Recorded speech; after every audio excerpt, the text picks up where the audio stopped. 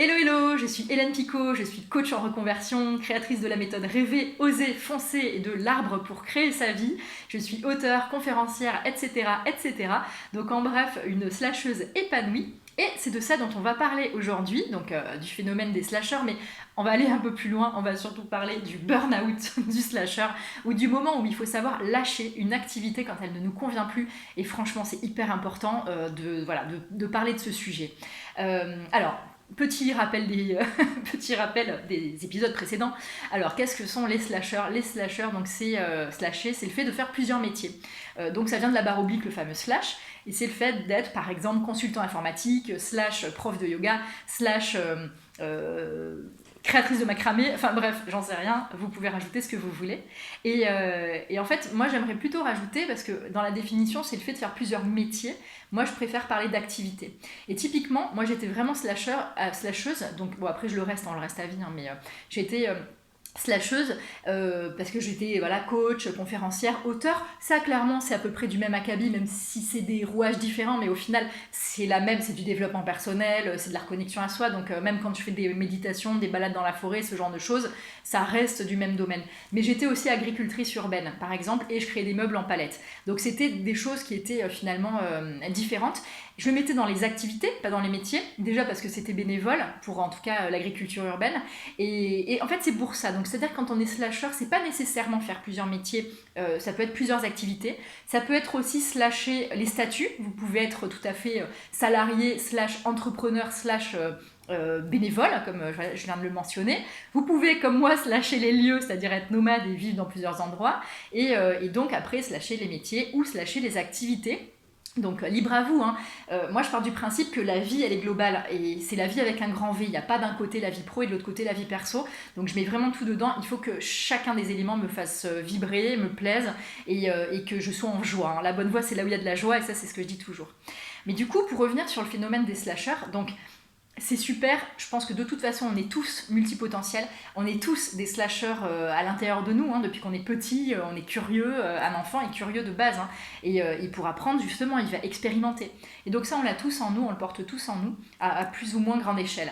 Ensuite, le terme slasher, ça me sort un peu par les yeux et j'en ai un peu marre, parce qu'au final c'est juste pour étiqueter quelque chose, mais c'est étiqueter quelque chose qu'on est déjà, c'est-à-dire que vous prenez Léonard de Vinci ou même nos grands-parents tout simplement qui allaient faire plusieurs choses, plusieurs métiers ou avoir plusieurs activités, c'était carrément normal.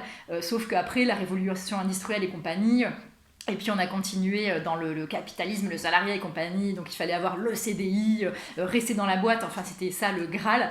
En fait ça l'est plus du tout clairement, et donc le fait de mixer les activités c'est quelque chose de bien. Je tiens à préciser qu'on est slasher par envie et pas par précarité, mais j'avais déjà fait une vidéo là-dessus, donc je pourrais vous la mettre par là, vous pourrez regarder ça. Vraiment slasher c'est multiplier les activités par kiff, par vraiment par envie, par bonheur, par joie quoi. Mais je vais arriver au sujet dont je veux parler, c'est-à-dire le fameux burn-out du slasher, ou alors en tout cas le moment où il faut se dire attends, là, ok, j'ai toutes ces activités, 2, 3, 4 activités, mais ça résonne plus, en tout cas il y en a une qu'il faut que je lâche, parce que soit effectivement il y a le burn-out qui arrive, vous frisez le burn-out et c'est pas bon, bien évidemment, soit tout simplement ça vous plaît plus. Et donc c'est super important parce que quand on est slasher de base, il y a ce côté hyper enthousiaste, on a envie d'en faire au taquet, on rajoute plein d'activités et puis on voit que ça fonctionne, donc on continue à en rajouter d'autres et tout, et donc c'est super stimulant. Mais au bout d'un moment, et moi ça m'arrivait, hein, c'est pour ça aussi que je vous parle de ce sujet, en fait donc vraiment c'est rempli et puis tout d'un coup on se dit non mais là c'est plus possible, c'est trop en fait. Et alors soit c'est trop ou soit il y a une activité qui me convient pas. Moi c'était le phénomène, c'était trop. En gros je vais repartir 1 an et demi parce que j'ai arrêté donc une des activités il y a 1 an et demi, en l'occurrence l'agriculture urbaine. C'est clair que je vais y retourner parce que bien sûr tout ce qui a trait à la nature c'est une de mes bases, mais il faut savoir que donc j'avais mes coachings, tout ce qui était lié au coaching et à l'accompagnement, que ce soit les ateliers de méditation, les coachings de reconversion, les conférences, tout ça, donc c'était sur 3 jours et demi par semaine, et le reste du temps, week-end compris, j'étais bénévole donc pour une asso d'agriculture urbaine que j'adore, et vraiment l'asso, big up quoi. Mais donc je faisais ça non-stop. Et concrètement, et j'adorais, j'étais au taquet, donc ça a duré 3 ans. Alors le coaching et tout, je le faisais depuis bien avant, mais donc cette période d'agriculture urbaine en plus, donc ça a duré 3 ans. Où vraiment j'y passais tout mon temps, c'est-à-dire que même entre le matin je faisais mes coachings, je prenais mon vélo, je partais à la ferme et je revenais, enfin voilà, mais c'était super. Sauf que tout d'un coup, je me suis dit, mais en fait ça va pas, c'est-à-dire il y a un truc qui colle plus, quoi. Je donnais vraiment beaucoup et j'aimais ça, mais du jour au lendemain il y a eu un espèce de switch et je me suis dit, non, c'est plus possible, quoi. Là ça fait too much et j'ai eu besoin de prendre du recul, donc j'ai carrément arrêté l'activité parce que voilà, c'était comme ça résonnait comme ça à ce moment. Et j'ai pris vraiment du recul et c'est là que c'est important en fait de pouvoir vous dire que vous avez le droit de lâcher des slash. C'est clair, ça veut pas dire que du coup il y a une baisse ou autre, ça veut juste dire que vous récupérez un espace vide qui est hyper important. Et on peut pas remplir quelque chose de plein, ça je le dis tout le temps, donc c'est important de pouvoir faire du vide parfois. Et donc moi c'est passé par ça et il se trouve que donc pendant quelques mois j'ai vraiment c'était particulier parce que du coup j'avais vachement de temps en plus mais j'avais pas envie de réenclencher sur quelque chose, vous voyez, j'avais vraiment besoin de ce temps là et du coup voilà, ça a été comme ça a été une sorte de gestation et en fait j'ai très bien compris pourquoi, parce que finalement quelques mois après j'ai emprunté le chemin de Saint-Jacques-de-Compostelle, j'ai marché 1800 km toute seule et en fait ça a été transcendant mais complètement. Quelques mois après j'ai rencontré l'homme de ma vie, enfin voilà, et puis là je suis en train d'écrire mon 4e bouquin et concrètement si j'avais continué avec tous mes slash de l'époque, j'aurais pas pu avoir cet espace pour faire ça. Donc c'est super important de toujours être hyper centré et de se dire, attends, est-ce que là, concrètement, mes 2, 3, 4 activités me font toujours vibrer? Est-ce qu'il y en a une, je sens moins, même si j'ai adoré ça? Est-ce que là, je le sens moins et du coup, je trouve que je mets trop d'énergie ou... alors mettre trop d'énergie, enfin mettre de l'énergie c'est bien, hein, mais en fait si jamais vous sentez que ça résonne pas de l'autre côté, en fait faut juste lâcher un moment et autorisez-vous à lâcher.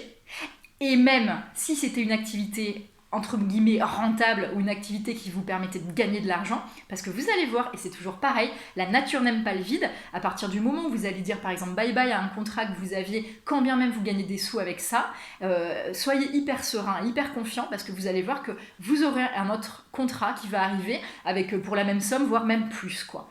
Donc faites confiance en le processus de la vie. Faites-vous confiance, parce que votre voix intérieure, elle sait toujours exactement vers où vous devez aller, et ça fait partie justement de ce fameux alignement, et de pouvoir se dire, ok, là j'ai fait plein de choses, enfin je fais plein de choses, et ça me fait kiffer, et c'est génial, et ça me nourrit, chaque activité nourrit l'autre, et je suis dans l'amour, dans la joie, et ok c'est super, mais regardez bien si 3 mois après c'est toujours comme ça, si 6 mois après c'est toujours comme ça, ou 1 an, ou 1 an et demi, ou 2 ans après. Et si c'est pas le cas, autorisez-vous à lâcher une de ces activités, quitte à la reprendre au bout de 6 mois, 1 an ou 2, quoi, peu importe. Donc il y a un moment, vous allez le sentir, vous allez vous dire, ah tiens, ouais, là ça me titille, j'y retourne.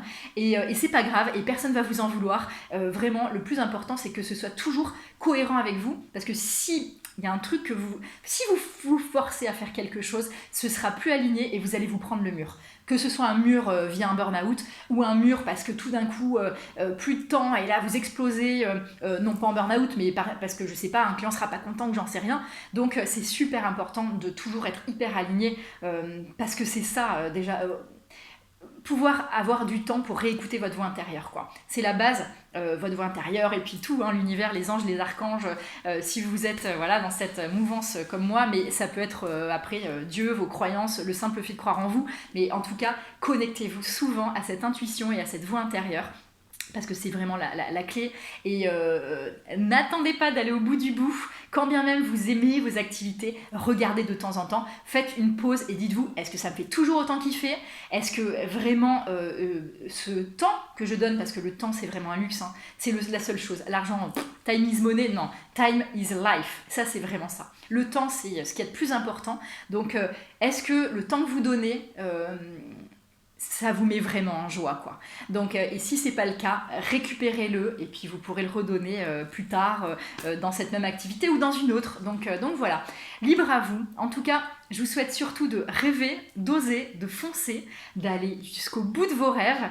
Et s'il y en a un au bout d'un moment qui ne vous plaît plus, tout simplement lâchez-le, c'est pas grave, vous avez le droit et c'est pas vous tromper que de faire juste une sorte de petit stop pour aller récupérer l'autoroute, enfin non pas l'autoroute justement, le petit chemin qui va vous mener dans une magnifique forêt ou une plage si vous êtes plutôt mer. Et voilà, donc parfois, posez-vous et demandez-vous toujours si est-ce que voilà, tous mes slash sont vraiment alignés avec moi, et si c'est pas le cas, bastaya quoi. Bon, je vous fais des grosses bises et je vous dis à très bientôt. En tout cas, rêvez, osez, foncez.